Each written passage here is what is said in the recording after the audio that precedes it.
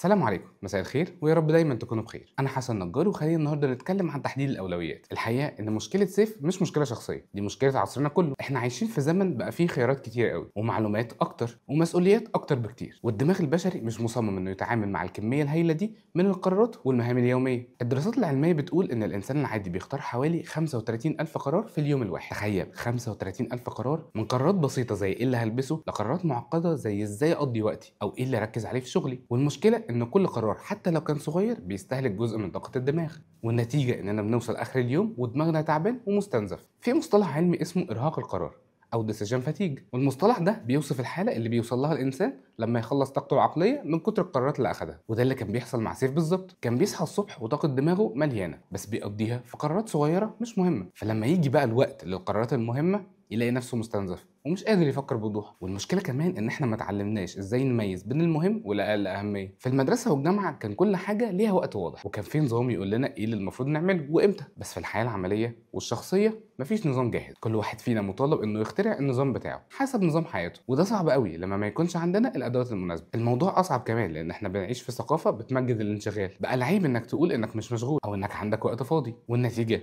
ان الناس بقت تملى يومها بحاجات كتير قوي ممكن ملهاش اي لازمه، ومن غير ما تسال نفسها هل الحاجات دي مهمه ولا لا. بقينا نقيس نجاحنا بقد ايه احنا مشغولين مش بقد ايه احنا منجزين. اول حاجه لازم نفهمها ان مش كل حاجه لازم تتعمل دلوقتي. سيف لما فهم النقطه دي حياته اتغيرت تماما، بدانا نشتغل سوا على انه يصنف كل حاجه في حياته لاربع فئات واضحه. الفئه الاولى مهم وعاجل، دي الحاجات اللي لو ما اتعملتش دلوقتي هتسبب مشاكل كبيره، زي مريض عنده الم شديد او فاتوره لو ما اتدفعتش هيقطعوا الخدمه. الحاجات دي لازم تتعمل فورا مفيش فيها كلام. الفئه الثانيه مهم بس مش عاجل، ودي الفئه الذهبيه، الفئه اللي معظم الناس الناجحه بتقضي معظم وقتها فيها. دي الحاجات اللي لو عملتها هتفرق معاك على المدى الطويل بس مش هتحس بتاثيرها فورا، زي انك تتعلم مهاره جديده او تبني علاقات قويه او تخطط لمستقبلك او تهتم بصحتك. الفئه الثالثه مش مهم بس عاجل، ودي الفئه اللي بتضيع وقت كتير قوي من الناس، زي رسائل واتساب كتير قوي او مكالمات مش مهمه او اجتماعات ملهاش اي لازمه. الحاجات دي بتدي احساس كاذب بالانجاز لانها بتاخد وقت وطاقه بس ما بتضيفش اي قيمه حقيقيه. الفئه الرابعه مش مهم ومش حاجه، ودي الحاجه اللي المفروض تتشال من حياتك خالص، زي انك تتابع اخبار مش مفيده او تقضي ساعات على السوشيال ميديا من غير اي هدف